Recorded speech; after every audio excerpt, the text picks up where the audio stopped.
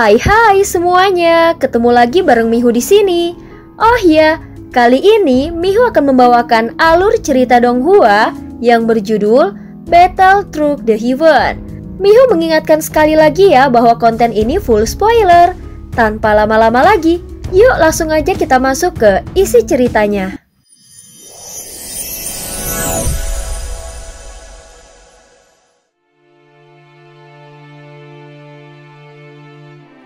Melanjutkan dari kisah sebelumnya. Sebelumnya tubuh utama Xiaoyan dan avatar Yuan Shen sedang ditempa di dalam lautan api pemusnah langit. Dan pada saat yang sama, Xiaoyan sedang mencoba menggunakan darah emasnya untuk membantu tubuh utamanya menerobos rana leluhur. Jika tubuh utamanya ingin menembus rana ini, maka dia harus memiliki warisan darah. Tubuh utamanya bukan berasal dari klan Yuan Shen, sehingga secara alami tidak memiliki kekuatan warisan, kecuali jika dia bisa menciptakan warisan miliknya sendiri. Tubuh fisik klan Yuan Shen memiliki kekuatan luar biasa, dan jika kekuatan itu mudah untuk diberikan, mungkin mereka tidak akan menjadi satu-satunya klan di 9 dunia utama yang memiliki tubuh dengan kekuatan fisik yang mutlak. Saat ini Xiaoyan mencoba untuk menembus ranah itu. Namun meski sudah berhasil mengumpulkan 200 benih api pemusnah di dalam tubuhnya, dia tetap gagal. Terobosan darah klan Yuan Shen ini jelas tidak bisa dipaksakan. Untuk mendapatkan warisan darah, dibutuhkan lebih dari sekedar kekuatan. Setidaknya harus ada intensitas emosi dan kehendak yang luar biasa. Semua benih api pemusnah di dalam lautan api pemusnah langit itu telah habis ditelan oleh Xiaoyan. Saat ini tubuhnya bahkan mengandung lebih dari 200 benih api pemusnah. Dan lautan api pemusnah langit benar-benar telah lenyap. Apakah kau sudah siap? Kita akan menuju ujian jantung api. Tiba-tiba terdengar suara yang datang dari gadis roh api. Api membara terus-menerus keluar dari tubuhnya. Tampaknya lautan api pemusnah langit tadi adalah hasil akumulasi kekuatannya selama ribuan tahun, yang akhirnya membentuk lautan api tersebut. Tetapi sebelumnya berikan aku 100 benih api pemusnah milikmu. Kau bilang akan membantuku mendapatkan benih api itu sebanyak mungkin. Kalau aku tidak mendapatkannya, aku juga tidak bisa membawamu keluar dari sini. Namun sebelum menyetujuinya, Xiaoyan tiba-tiba berkata dengan tenang. Gadis roh api sempat terkejut. Namun setelah kata-kata itu keluar, 100 benih api pemusnah muncul di hadapan gadis roh api lalu ditelan oleh Xiaoyan. Kini di dalam tubuhnya telah terkumpul 300 benih api pemusnah. Wilayah misterius ini telah terbuka cukup lama, namun tidak ada yang berhasil mengambil isinya. Oleh karena itu, tempat ini masih tetap ada hingga kini. Di luar ruang ujian jantung api, ada beberapa sosok yang sedang berkultivasi. Dan tatapan mereka menunjukkan rasa tegang. Mereka tampaknya pernah mencoba masuk namun gagal. Tampaknya ada yang datang lagi untuk menyerahkan benih api pemusnahnya. Saat ini aku telah memiliki 30 benih api pemusnah. Jika bisa mendapatkan 50, mungkin aku akan mampu menahan kekuatan penghancur dari ujian jantung api itu. Sosok yang berbicara itu mengenakan jubah panjang berbentuk api. Matanya merah menyala seperti kobaran api, seolah dia terobsesi dengan kekuatan api hingga ke batas ekstrim. Faktanya, dia duduk bukan untuk berkultivasi, melainkan untuk menyergap siapapun yang datang agar bisa mencuri benih api pemusnah mereka. Tiba-tiba energi yang menggelegar muncul dari tubuhnya dan itu penuh dengan kepercayaan diri. Tunggu dulu, serahkan semua benih api pemusnah milik kalian. Lalu kalian boleh pergi.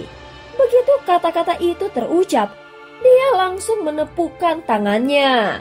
Api dahsyat muncul di udara dan membentuk seekor naga api, lalu menyerang para sosok yang baru saja masuk. Ini kekuatan tingkat keempat dari keabadian para dewa dan sangat berbahaya. Seketika seseorang berhenti. Itu Qi Xiaoyun. Dia bukan kultivator tingkat keempat biasa. Semua orang langsung berpencar, namun ruang di tempat ini sangat sempit. Mereka mungkin bisa menghindar satu serangan, tetapi tidak dengan serangan berikutnya. Chi Xiaoyun berasal dari dunia misterius surga barat. Kudengar, dia menguasai 5 jenis api. Dia sangat kuat dan juga kejam, ucap seseorang dengan nada penuh ketakutan.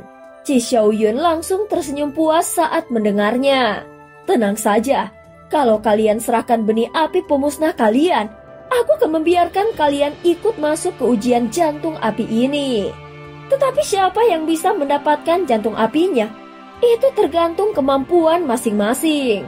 Wajah orang-orang menjadi gelisah. Mereka tahu benih api pemusnah adalah satu-satunya cara untuk melawan kekuatan penghancur di dalam ruang ujian. Tanpa itu, masuk ke dalam sana sama dengan mencari kematian. Saat semuanya ragu, Chi Xiaoyun mulai bergerak lagi. Jangan membuang waktuku. Aku bukan orang yang sabar. Kalau kalian masih keras kepala, aku bisa saja membunuh kalian lalu mengambil api kalian dan itu bukanlah masalah. Pada saat yang sama naga api di depannya mulai bergemuruh. Suhu panas yang menyengat mulai menekan semua yang hadir. Sudahlah, sepertinya aku memang tidak berjodoh dengan jantung api ini. Seseorang akhirnya menyerah dan mengeluarkan sisa benih api pemusnah miliknya. Namun jumlahnya hanya 5. Dia segera melemparkan ke arah Chi Xiaoyun dengan wajah penuh kecewa. Dasar sekelompok sampah, hanya membawa 5 benih api pemusnah saja. Tatapan Chi Xiaoyun menjadi dingin dan dipenuhi ekspresi jijik. Dia terus menggerutu panjang. Rupanya di wilayah misterius ini memang ada banyak cara untuk memperoleh benih api pemusnah. Jadi mereka yang hanya punya sedikit dianggap benar-benar tidak berguna. Setelah menyerahkan benih api, orang-orang itu segera mundur dengan cepat. Mereka takut ditahan atau dibunuh oleh Chi Xiaoyun. Tak lama kemudian, datang lagi beberapa orang. Namun seperti sebelumnya mereka juga tidak luput dari intimidasi Chi Xiaoyun. Namun sempat terjadi pertempuran dan akhirnya mereka semua kalah. Meski begitu, Chi Xiaoyun tetap tidak membunuh mereka bukan karena dia iba, tetapi karena dia masih menghitung kemungkinan adanya serangan jiwa atau kekuatan spiritual tersembunyi dari para lawannya. Setelah mendapatkan api yang diinginkannya, dia pun membiarkan mereka pergi. Lumayan, dapat 10 lagi, dia berkata sambil sedikit mengangguk puas. Kemudian dia kembali menunggu seperti pemburu yang menanti mangsanya dengan sabar. Beberapa saat kemudian, muncul rombongan dari klan Jingsu yang berhasil menembus rintangan lebih cepat dari kelompok King Teng. Tak bisa dipungkiri dalam hal pengendalian api, hanya klan Jingsu yang mampu memaksimalkannya hingga ke tingkat ini. Saat melihat mereka, Chi Xiaoyun langsung menyeringai dengan sinis. Jingsu lagi? Kenapa setiap kali aku datang selalu bertemu kalian? Dasar menyebalkan. Namun kali ini dia tidak langsung menyerang. Dia tahu betul bahwa klan Jingsu bukanlah kelompok yang bisa diremehkannya. Bahkan dia pun masih menggunakan pepatah lama. Kalau ingin menindas, tindaslah yang lemah. Beberapa orang datang lagi. Dan seperti sebelumnya, Chi Xiaoyun menggunakan metode yang sama untuk merampas benih api pemusnah mereka. Kini dia telah mengumpulkan 50 benih api pemusnah dan merasa itu sudah cukup. Namun untuk memastikan kemenangan, dia berambisi mengumpulkan 100 benih api pemusnah secara sekaligus. Saat ini keserakahan sudah mendarah daging padanya. Mungkin karena terlalu sering gagal, jadi dia tidak ingin mengulanginya. Tentu saja tanpa benih api pemusnah, mustahil bisa menahan kekuatan dari ujian jantung api. Sehingga dia tetap berdiri di pintu gerbang terakhir seperti penjaga gerbang yang ganas. Daripada repot mengumpulkan sendiri, tentu saja merampas jauh lebih cepat dan efisien. Kemudian dia berhasil lagi merebut benih api pemusnah dari beberapa orang yang muncul. Semakin lama ekspresinya semakin gembira. Kini jumlah benih api pemusnah di tangannya sudah mendekati 100. Namun sesaat kemudian, datang lagi kelompok lain yang dipimpin oleh King Teng dan 9 pilar emas. Chi Xiaoyun langsung tertawa saat melihat mereka. Saudara King Teng, tak kusangka aku bisa bertemu lagi denganmu di sini. Mereka tampak saling mengenal meski aura persahabatan sama sekali tidak tampak. Wajah King Teng tampak muram dan dingin. Jelas dia tidak senang. Xion, terakhir kali kau mencuri benih api pemusnah dari kami. Bagaimana kalau sekarang kau biarkan kami lewat? Jika kau bersedia, aku sendiri yang akan membuatkanmu 2 pil kelas atas dari Sekte 9 Pilar Emas. Qi Xiaoyan langsung menggelengkan kepalanya dengan pelan dan masih menyinggungkan senyum tipis.